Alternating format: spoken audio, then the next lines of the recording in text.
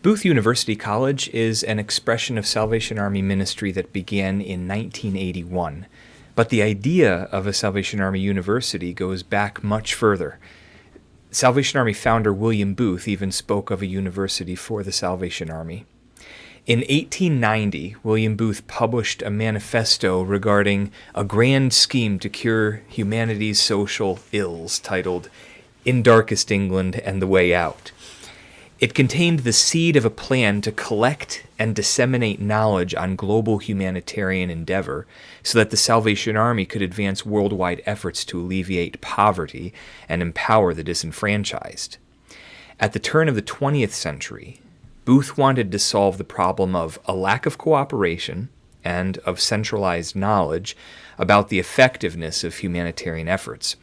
Neither world governments nor private organizations had adequately collected information on demographics and best practices.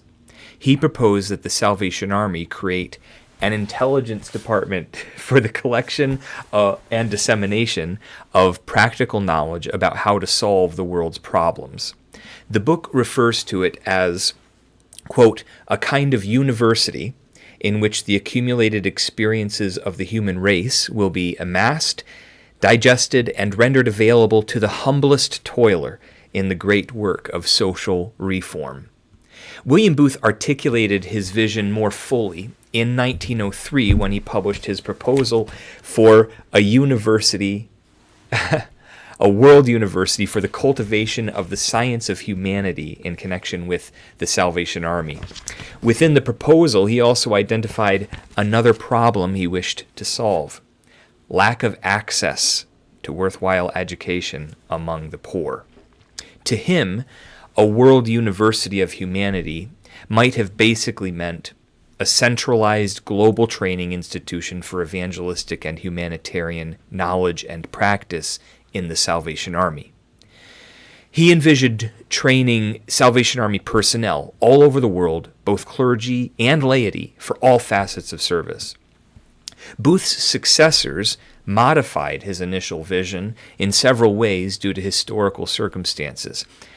Salvation Army leaders would later invoke Booth's vision of a university of humanity, and they made two main changes, raising the question to what extent are these more recent expressions consistent with the founder's vision. The first change was structural. After World War I, the founder's son, General Bramwell Booth, implemented modest portions of his father's grand vision. Rather than an integrated global network of learning institutions, Bramwell Booth developed regional colleges in London, New York, Chicago, and elsewhere for training Salvation Army clergy. Leaders regarded these colleges as fulfilling the founder's vision. The second change was demographic. Whereas Booth's World University of Humanity envisioned a network of training institutions for Salvation Army workers, Booth University College opened its enrollment to non-Salvationists from its beginning in 1981. Salvation Army leaders have sometimes seen their endeavors within the scope of William Booth's vision of a University of Humanity. Critical questions remain. In what ways and to what extent do these expressions fulfill the founder's vision? How do circumstances such as war, globalization, decolonization, pluralism, and technology facilitate or challenge the vision's viability? Please join us for a panel discussion about how Booth University College fits into the founder's vision of a University of Humanity. 11:15 a.m. Central, Wednesday, February 7, 2024. Visit boothuc.ca for more information.